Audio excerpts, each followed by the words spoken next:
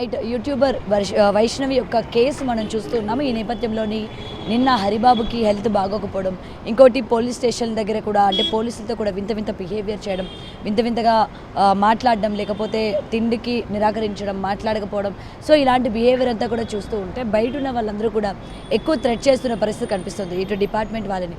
అంటే ఇప్పుడు ఎలాంటి కేసు పడుతుంది, లేకపోతే ఈ విధమైన బిహేవియర్ ఉంది కాబట్టి దీని నుండి తప్పించుకోవడానికి ఒకవేళ తన మానసిక పరిస్థితి సరిగా లేదు అన్నట్టు నిరూపించుకొని ఈ కేసు నుంచి బయటపడే అవకాశం ఏమైనా చేస్తూ ఉన్నాడా? అలా గనక వస్తే మేము ఒప్పుకునేదే లేదు అని చెప్పి కూడా ఇటు వైష్ణవిని అభిమానించే అభిమానులు కావచ్చు, లేకపోతే ఇటు కుటుంబ సభ్యులు కావచ్చు తీవ్ర ఆగ్రహం వ్యక్తం చేస్తూ ఉన్నారు. మరి దీని గురించి మాట్లాడింది వాళ్ళ మనతో పాటు అడ్వకేట్ ఉషశ్రీ గారు ఉన్నారు. మ్యామ్ నమస్తే. నమస్తే. సో ఈ కేసు గురించి చాలామంది ఈగర్గా వెయిట్ చేస్తూ ఉన్నారు, ఎలాంటి శిక్ష పడుతుంది? బయట వీళ్ళ పేరెంట్స్ అయితే ఉరిశిక్ష వేయాలి అని అంటున్నారు. బట్ మనకి 2 రోజుల నుండి చూస్తున్నట్లయితే తన బిహేవియర్, పోలీసులతో బిహేవ్ చేసే విధానం కావచ్చు, అంటే కేసులోని తను ఎలా అయినా బయటపడాలి, ఒకటి మానసిక పరిస్థితి సరిగా లేదు అనగానే ఎటువంటి తీర్పు వస్తుందో మనం చూస్తూ ఉన్నాం. ఈ కోణంలో ఏమైనా ఆలోచించే ప్రయత్నం చేస్తూ ఉన్నాడా? అండ్ ఎటువంటి శిక్ష పడే అవకాశాలు ఉన్నాయి? ఇందులో చూస్తే గౌతమి ఎక్స్క్లూజివ్గా తన బిహేవియరు ఇదంతా సరే, ఇది మనం కొంతసేపు పక్కన పెడదాం. ఇది ప్రూవ్ చేయాలి అంటే డెఫినెట్గా పూర్వపదాలు చూస్తారు, పోలీసులైనా చూస్తారు, కోర్టు వారైనా చూస్తారు. అండ్ ఛార్జ్షీట్ ఇంకా పడలేనట్టుంది, బికాజ్ ఛార్జ్షీట్ పడితే డెఫినెట్గా జైలుకి వెళ్తాడు. బెయిల్ కూడా తీసుకురావాలి అంటే గ్రౌండ్స్ చెప్పాలి. ఆ గ్రౌండ్స్లో one of the biggest ground ఏంటి బెయిల్ రావడానికి? Insanity of mind. సో ఎవరైనా సరే అడ్వకేట్ సలహా ఇస్తారు కాబట్టి ఆ సలహా మేరకు ఇతను ప్రవర్తిస్తున్నట్టే నాకు అనిపిస్తుంది. ఎందుకంటే ఫ్యాక్ట్స్ ఆఫ్ ద కేసుకి వెళ్దాం. మర్డర్ అనేది ఇతను ఏమని ప్రూవ్ చేయడానికి ట్రై చేస్తున్నాడు? నా మైండ్ సరిగ్గా లేదు, నాకు ఇన్స్టేబుల్ మైండ్ ఉంది, నేను ఇన్స్టేబుల్ పర్సన్, ఇన్సానిటీ ఉంది అని చెప్పి. మనం మర్డర్ కనుక చూసుకుంటే జరిగింది వీళ్ళిద్దరి మధ్యలో బెడ్రూమ్లో, తల్లిదండ్రులు కూడా ఉన్నారు. ఇక్కడ మనం మర్డర్కి కొన్ని గ్రౌండ్స్, లేకపోతే ప్లాన్డ్ మర్డరా, లేకపోతే కోపంలోను, లేకపోతే అసహనంలోను, చిరాకులోను, బాధలోను, కోట్లాట్లోనూ చంపేశాడా అనేది చూసుకోవాలి. రెండిట్లో ఫ్యాక్ట్స్ చూస్తే ఒక కత్తి ఆల్రెడీ ఉంది తన దగ్గర. ఫ్యాక్ట్స్ ఆఫ్ ద కేసులో వాళ్ళిద్దరూ గొడవ పడ్డారు, వాటర్ వద్దంది, లోపలికి వెళ్ళిపోయారు. తల్లిదండ్రులు పక్కనే ఉన్నారు. పరిగెట్టుకుంటే వెళ్ళి కిచెన్లో కత్తి అయితే తీసుకురాలేదే. ఏదో సౌండ్ వస్తే కూడా వీరు వెళ్తే నవ్వుతున్నట్టు మాట్లాడాడు. వాళ్ళిద్దరి మధ్యలో ఏదో ఉందని. సో రియాలిటీ చూసుకుంటే పీకులాటలో గలాటాలో చంపితే రిఫరెన్స్ ఆఫ్ మనం మర్డర్ చూస్తే కరెక్ట్గా 2 కనుబొమ్మల మధ్యలో ఒక ప్రాపర్ పాయింట్లో ప్రిసైస్లీ చక్కగా చంపేసి ఉంది. అంటే దట్స్ డెఫినెట్ అమ్మాయి పొజిషన్ అనేది డెఫినెట్గా ఉంది, లేకపోతే అంత పిన్ పాయింటెడ్గా ఎలా చంపుతాడు? So that's a clarity of mind. And at what time, point of time ఏంటి? Mid night.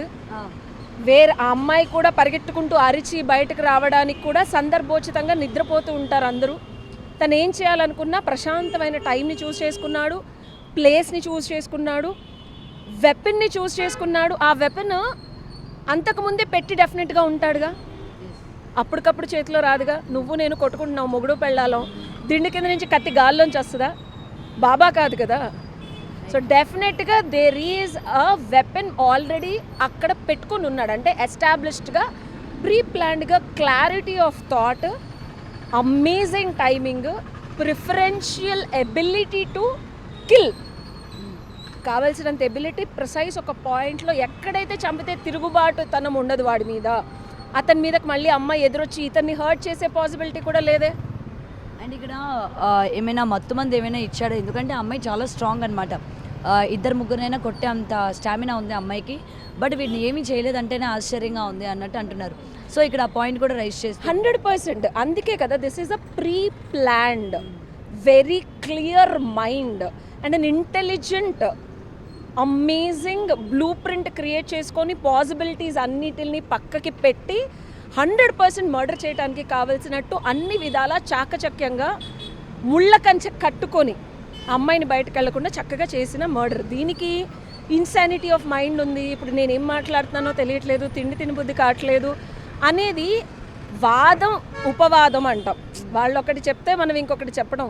సో నువ్వు చెప్పిన దానికి పెళ్ళి అయిన దగ్గర నుంచి నువ్వేమన్నా మందులు వాడావా?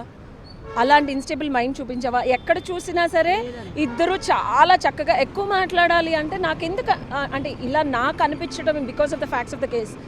ఈ అమ్మాయి కొంచెం అంటే బాగుంది, అందంగా ఉంది, ఇతని కన్నా చలాకీగా ఉంది అండ్ కాన్ఫిడెన్స్గా సోషల్ మీడియాలో దూసుకెళ్ళిపోతుంది. Insecurity these days men are feeling that insecure and నాకన్నా ముందుకెళ్ళిపోతుంది, నన్ను తొక్కేస్తోంది అనే ఫీలింగ్ కూడా ఉండొచ్చు. ఒకటి మేడం, వీళ్ళు చేసే ప్రాంక్ వీడియోస్ ఏవైతే ఉన్నాయో బేసిక్గా హస్బెండ్కి వేరే అఫైర్ ఉంది, లేకపోతే ఇంట్లో సిచ్యువేషన్స్ అన్నీ కూడా వీడియోస్ చేసి పెట్టడం, ఈ ఇంపాక్ట్ కూడా ఉండొచ్చు అంటారా? 100% నేను వాళ్ళ వీడియోస్ చూస్తుంటే అండ్ అమ్మాయి అంటే ఇంకా మనం పల్లెటూరు వాతావరణంలోనే చూస్తున్నాము. అంటే వాళ్ళు కూడా అక్కడే ఉన్నారు. మనం ఎంత అమ్మాయి సక్సెస్కి గ్రోత్కి Priyanka Chopra photos Nick Jonas తీస్తున్నాడు అంటే మనం అక్కడ లేము. మనం ఇంకా మన ఇండియాలో పల్లెటూరులో ఉన్నాం. అబ్బాయికి ఎప్పుడు అమ్మాయి తగ్గుండాలి, ఒగ్గుండాలి, శాస్త్రోక్తంగా ఉండాలి, పద్ధతిగా ఉండాలి, నోరేసుకొని పడకూడదు, నన్ను కొంచెం తొక్కకూడదు అనే ఒక మెంటల్గా ఇది ఉంటుంది, లోపల ఉంటుంది. నేను చూసిన ప్రతి వీడియోలోనూ అమ్మాయి కొంచెం డామినేట్ చేస్తుంది అండ్ అబ్బాయి కూడా ఆ వద్దన్న ఒక రకమైన ఇన్సెక్యూరిటీ, జెలసీ ఫ్యాక్టర్ అండ్ కొంచెం అమ్మాయికి గర్వం కూడా over the period of time పెరగడం, ఇది డెఫినెట్గా కారణాలు అయి ఉండొచ్చు. అండ్ ఇంకోటి వాళ్ళ మదర్, ఈ అబ్బాయి వాళ్ళ మదర్ కూడా చాలా పిచ్చి పిచ్చిగా మాట్లాడటం, వాయిస్లు కూడా విన్నాం, చాలా దుర్భాషలు ఆడటం, అంటే ప్రేమ సంగతి దేవుడు ఎరుగు, చాలా థ్రెటనింగ్గా మాట్లాడటం. అండ్ ఈ అమ్మాయి కూడా దాన్ని ఓర్చుకోకుండా నువ్వు మా ఇంట్లో ఉంటూ మా ఉంటుంది కదా, ఆ పర్స్పెక్టివ్లో కూడా అతను ప్రీ ప్లాన్డ్గా చాలా క్లారిటీతో, ఎఫిషియన్సీతో, ఎబిలిటీతో కత్తిని చంపాల్సిన అంటే ఎక్కడ చంపాలి అనే ఒక స్పేస్ ఆఫ్ ద బాడీని, టైంని, ఫ్యూచర్లో మళ్ళీ అతని మీద తిరగబడకుండా అమ్మాయి ఎనర్జీని డెఫినెట్గా తగ్గించాడనే చెప్పాలి. ఫ్యాక్ట్స్ అలానే ఉన్నాయి. ఓకే. అండ్ మరి కేసులోనే తనకి శిక్ష పడే అవకాశాలు ఉన్నాయంట? 100% గౌతమ్ యాజ్ అన్ అడ్వకేట్గా ఇర్రెస్పెక్టివ్ ఆఫ్ అంటే ఇతను ఎన్ని ఇలాగా ప్రగల్భాలు పలికి నిజాన్ని అబద్ధంగాను, లేని ఇన్సెనిటీని నిజంగాను ఎంత ప్రయత్నించినా సరే కోర్టు వారు అయితే కళ్ళు మూసుకొని ఉండరు. అండ్ మోర్ ఓవర్ ఆ అమ్మాయి తరఫున కూడా public prosecutor is a regular thing. State versus ఈ అబ్బాయి పొద్దుపడి ఒక మంచి అడ్వకేట్ని కనుక పెట్టుకుంటే ట్రయల్ ఇస్ వెరీ ఇంపార్టెంట్. చాలామంది అనుకుంటారు 5 సంవత్సరాలు పడుతుంది, శిక్ష పడుతుంది. నో, నేను గమనిస్తున్న, నేను ప్రాక్టీస్ చేస్తున్న నా సీనియర్స్ని నేను చూస్తున్నాను, the way you do the ట్రయల్ను క్వశ్చన్స్ అడిగేదాన్ని బట్టి మెజిస్ట్రేట్ ముందైతే అబద్ధాలు ఇవన్నీ చెప్పడానికి, బికాస్ దేర్ ఆర్ వాదోపవాదాలు. ట్రయల్ కరెక్ట్గా క్వశ్చన్స్ అడిగితే, ఫ్యాక్ట్స్ని అడిగితే అబ్బాయితోనే మనం మర్డర్ చేశాడని చెప్పచ్చు. ఇప్పుడు నేను చెప్పిన ఫ్యాక్ట్సే. అండ్ ఇంకొంచెం లోతుపాట్లకి వెళ్ళి అమేజింగ్గా ఫ్యాక్ట్స్ని కనుక అబ్బాయికి క్వశ్చన్స్ లాగా మనం ప్రజెంట్ చేసి పోక్ చేయగలిగితే అతనే ఒప్పుకుంటాడు ఐ డిడ్ దిస్ మర్డర్ అని. బికాస్ యు ఆర్ నాట్ క్యామోఫ్లేజింగ్, వాళ్ళలాగా లేనివి అడగట్లేదు. So find an amazing, efficient, appropriate, proper questions అడిగే అడ్వకేట్ అండ్ ట్రయల్ని ఫాస్ట్ ఫార్వర్డ్ చేయమని కూడా మనం కోర్టు వారికి దాఖలా పెట్టుకోవచ్చు. ఇది ఒక సంవత్సరాలు అన్ని రెగ్యులర్ కోర్ట్స్ లాగా అవ్వకుండా you can ask the court, మనం విన్నపించుకోవచ్చు, ఇది serious matter, we need really న్యాయం, ట్రయల్ తొందరగా డేట్స్ ఇవ్వండి అని కూడా చెప్పచ్చు. అండ్ ఒక్కసారి కనుక జైల్లోకి వెళ్ళిన తర్వాత బెయిల్ వచ్చేస్తుంది అని చాలామంది అంటున్నారు. బెయిల్ వస్తుంది అని చెప్పి కూడా అంటూ ఉన్నారు. దానివల్ల ఇంకెక్కువ థ్రెట్ పెరుగుతుంది కుటుంబ సభ్యుల దగ్గర నుంచి కూడా. అలా ఎలాగా ఈరోజు అమ్మాయి చనిపోయింది, అమ్మాయి లైఫ్ స్పాయిల్ అయిపోయింది, వాడు ఎలా మళ్ళీ బెయిల్ తీసుకొని బయటకు వస్తాడు అని. సో బెయిల్ ఎప్పుడైనా సరే గౌతమి గ్రౌండ్స్ మీదే ఇస్తారు. నేను మర్డర్ చేశాను అని నేను ఒప్పుకోనకు, లేకపోతే నేను ఈ కారణాల వల్ల చేశాను అని ఒక గ్రౌండ్స్ చూపించాలి. సో అబ్బాయి ఏం చూపించడం ట్రై చేస్తున్నాడు, నాకు మైండ్ సరిగ్గా లేదు, నేను తినలేకపోతున్నాను, నాకు యూట్యూబ్ వీడియోస్ ప్రతిదీ ఫ్యామిలీవి జరిగేవన్నీ కూడా యూట్యూబ్లో పెడుతుంది అని కూడా చెప్పడం జరుగుతుంది. సో ఇవన్నీ కారణాలు. బట్ దానికి మీకు నిజంగా ఇన్సెనిటీ ఉందనుకో జడ్జి మీద ఆధారపడి ఉంటుంది. అంటే ఇది ఎవరు చెప్పరు, బట్ నేను చెప్పేది ఏంటంటే జడ్జి గారు ఏం ఫ్యాక్ట్స్ యాక్సెప్ట్ చేస్తున్నారు, అపోజిషన్ వాళ్ళు కంటెస్ట్ చేయాలా, పీపీ కానీ అపోజిషన్ వాళ్ళు ఓకే మీరు ఈ ఫ్యాక్ట్స్ కదా, ఇన్సెనిటీ ఉంది కదా, బెయిల్ ఎందుకు, వెళ్ళి మెంటల్ హాస్పిటల్లో ఉండొచ్చు, అంతే కదా. నీకు ఇన్సేన్ మైండ్ ఉంది అంటే put him in a hospital or put him in an restricted position. You are not suppose to come out, బయటకు వచ్చి ఫ్యాక్ట్స్ని చెరిపేయచ్చు, మాపేయచ్చు, ఏమన్నా చేయొచ్చు. కాబట్టి సో మనం బెయిల్ని మినిమం 30 days to 90 days అయితే రాదు Gautami, especially in a murder. Okay, and దాన్ని మనం 3 months to 6 months కూడా ఎక్స్టెండ్ చేయొచ్చు. ఫ్యాక్ట్స్ చాలా స్ట్రాంగ్గా ఉన్నాయి కాబట్టి fast forward of the trial చేసి ఇతనికి మినిమం 7 years to life అంటే ఫైనల్గా అంటే చివరి వరకు కూడా యావజ్జీవ కారాగార శిక్ష అంటారు. కంప్లీట్గా జైల్లో ఉండే 100% పాసిబిలిటీస్ ఉన్నాయి. Again trial, who are asking the questions, how you are proving the facts matters. But ఏంటంటే ఇలాంటి కేసెస్లోని వాడిని అంటే నార్మల్గా సమాజం యొక్క థ్రెట్ అంటే ఎలా ఉంటుందంటే ఆమె లైఫ్ పోయింది, ఇప్పుడు వీడు వెళ్ళి జైల్లో కూర్చొని మంచిగా తిండి పెట్టి అట్లా చేస్తారా? వీ వాంట్ ఇమీడియట్గా మాకు యాక్షన్ కావాలి, వాడిని ఉరి తీయాలి అని చెప్పి బయట నుంచి అంటూ ఉన్నారు. మరి ఇలాంటి కేసెస్లోని అంటే ఇటు కుటుంబ సభ్యులు వాదనలు కనుక వింటే అలాంటి అవకాశం వచ్చే అవకాశం అంటే ఉంటుందా? ఛాన్సెస్ సి మన కోర్ట్స్ దీస్ డేస్, నీకు లాస్ట్ టైం కూడా చెప్పాను, సొసైటీని బట్టి మారుతున్నాయి judgments. Supreme courts are giving amazing శిక్షలు కానీ లేకపోతే వెసులుబాట్లు కానీ రెండూ చాలా ఆచితూచి ఇస్తున్నాయి. దిస్ సినారియో మనం ఎన్ని మాట్లాడుకున్నా ఎమోషన్ పక్కన పెట్టి ధర్మం కళ్ళు మూసుకొని ఫ్యాక్ట్స్ చూస్తారు. వీ కెన్ క్లియర్లీ సీ ఇతనే మర్డర్ చేశాడు, there is intention and brutality. So fast forward trial చేస్తే శిక్ష కూడా మనం ఫ్యాక్ట్స్ ప్రూవ్ చేయగలిగితే డెఫినెట్గా లైఫ్ సెంటెన్స్ కూడా వేయచ్చు. But how you are showcasing and proving that through an advocate and a court matters.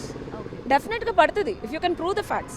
కోర్ట్కి ఏం కావాలి? ఎవిడెన్స్లు కావాలి, ఇంటెన్షన్ కావాలి. ఇవి ప్రూవ్ చేస్తే 100% పడుతుంది, లేదు అనేది లేదు. బట్ మీరు అప్రాప్రియేట్గా అడ్వకేట్ని పెట్టుకొని దాన్ని ప్రాపర్గా ఫాస్ట్ ఫార్వర్డ్ చేసుకోవాలి. అండ్ మ్యామ్ ఫైనలీ ఇలాగ పొద్దున్న లేచినప్పటి నుండి ప్రతి కంటెంట్ మనం ఛానల్లో పెట్టాలి, హస్బెండ్ ఇలాంటి వాడు, ప్రతిది కూడా జనాలకి తెలియాలి. ఎందుకంటే టుడే వాళ్ళు నా దగ్గర ఒక క్వశ్చన్ పెట్టారు, మేము వీడు ఎలాంటి వాడో ఇవాళ వీడియో తీసి పెట్టబట్టే జనాలందరికీ కూడా తెలిసింది, సో ఇందులో తప్పేముంది మేము తీసి పెట్టడంలో అని వీళ్ళ వాదన. బట్ వాడేమంటాడు, ఇలాంటివి చేయబట్టి అప్పుడు తను ఓపెన్ అప్ అవ్వకపోయినా అవన్నీ మైండ్లో పెట్టుకొని నేను చంపాల్సి వచ్చింది అని చెప్పి అటు సైడ్ నుండి వాదన. బట్ ఇలాగా ఇన్ఫ్లుయెన్సెస్ అని చెప్పుకుంటూ తిరిగే వాళ్ళు, ఇలా బయట పెట్టేవాళ్ళు ఏం చెప్తారు మ్యామ్? Is it right? ఇలా మన ఇంట్లో జరిగేవి, భార్యాభర్తల మధ్య జరిగేవి, సో కాల్డ్ ప్రాంక్ వీడియోస్ అని చెప్తూ ఇవన్నీ కూడా ఇలాంటి మర్డర్ కేసెస్లోని one of the main points లాగా ఇవాళ కనిపిస్తుంది. First of all family personal లైఫ్ని లోపలే ఉంచుకోవడం, 4 గోడల్లో ఉంచుకోవడం శ్రేయస్కరం. మంచి చెప్పచ్చు, చెడుని దాచుకోవడం. ఎందుకంటే గుట్టుగా కాపురం చేసుకోమని పాతకాలంలో చెప్పారు. మంచి కూడా, మంచవని చెడవని కాపురం అనేది 4 గోడల మధ్యలో జరగాలి. ఓకే, దాన్ని మనం ఉల్లంఘిస్తూ బయటకు తీసుకొచ్చినప్పుడు, అండ్ మోర్ ఓవర్ ఈ పర్టికులర్ కేసులో ఇది తప్పనన్ను, ఎగ్జాక్ట్లీ ఈ పర్టికులర్ కేసులో. ఎందుకంటే ఇతను చనిపోతాను అని చనిపోయి నేను పెళ్లి చేసుకోకపోతే మీ అమ్మాయిని చనిపోతాననే ఒక రాంగ్ ఇంటెన్షన్తో ఫస్ట్ నుంచి డబ్బుల కోసమో ఇంకోటో చేస్తూ ఉన్నాడు. ఆ అమ్మాయి మరి తెలిసి చేసిందో తెలియక చేసిందో వాళ్ళ ఇంట్లో వాళ్ళు కూడా ఈ ఫ్యాక్ట్స్ని వీడియోలు చేస్తూ ఉన్నారు. In way in this particular case murder వరకు వెళ్ళిందంటే వాడు ఫస్ట్ నుంచి సైకోనే. ఫస్ట్ నుంచి he has that criminal thought of a bad and wrong intention. కాబట్టి ఇది నేను ఒప్పుకుంటా. కానీ అలా ఉంది కాబట్టే మనకి క్లూస్, ఎవిడెన్సెస్, ఫ్యాక్ట్స్ దొరుకుతున్నాయి. అదే లేదనుకో, మనం సమాజానికి అట్లా చేయకూడదని చెప్తే ఈ అమ్మాయి కూడా గుప్పునుంటే అసలు వాడు మనకి దొరికేవాడే కాదు in this case. But in general Gautam ఏం జరుగుతుందంటే, డబ్బుల కోసము వ్యూస్ కోసము చేయకండి. మీ జీవితం మొత్తం బయట పెట్టుకోవటం వల్ల అందరూ నవ్వుతారు. నవ్విన దాన్ని మనం కామెడీ అనుకుంటున్నాం, కానీ ఎగతాళి, లేఖితనము అని కూడా లోపల అనుకుంటారు. అండ్ మోర్ ఓవర్ డబ్బుల కోసం చాలా వృత్తులు ఉన్నాయి. ఇన్ఫ్లుయెన్సెస్ అయిపోయి కొలాబ్స్ వచ్చేసి ఆ జీవితం ఎన్ని రోజులు ఉంటుంది? You know, I been in media since 10 years. చెయ్యాలంటే మనం ఎన్నో చేయాలి. బట్ దీనివల్ల వచ్చేది short term result. Focus on things that produce money. ఇంత డబ్బులు ఇంత టైంలో రావాలా, ఇంత డబ్బులు ఇంత టైంలో రావాలా చూసుకోండి. ఇంత డబ్బులు ప్రొఫెషన్లోనే వస్తాయి, లాంగ్ టర్మ్ వస్తాయి, పేరు ఉంటుంది, కీర్తి ప్రతిష్టలు ఉంటాయి. అండ్ జీవితం ఎప్పుడు 4 గోడల మధ్యలోంచి బయటకు వస్తుందో ప్రశ్నార్హం అవుతుంది, గమనార్హం అవుతుంది, అందరికీ తెలిసిపోతుంది. అండ్ మోర్ ఓవర్ భార్యాభర్తలది ఎంత మనం వద్దన్నా కాదన్నా లాంగ్ టర్మ్ రిలేషన్షిప్ ఇంకా ఇండియాలో. ఈరోజు ఏదో మనం వెళ్ళిపోయి తర్వాత మళ్ళీ ఇంకోళ్ళతో ఉండటానికి లేదు. కానీ ఫ్యాక్ట్స్ ఆఫ్ ద కేసుకి వస్తే ఎవరు కంటిన్యూస్గా కలిసి ఉండట్లేదు. సో బయట పెట్టుకోకుండా గుట్టుగా కాపురం చేసుకోవడం శ్రేయస్కరం. For more videos like this, subscribe Big TV channel.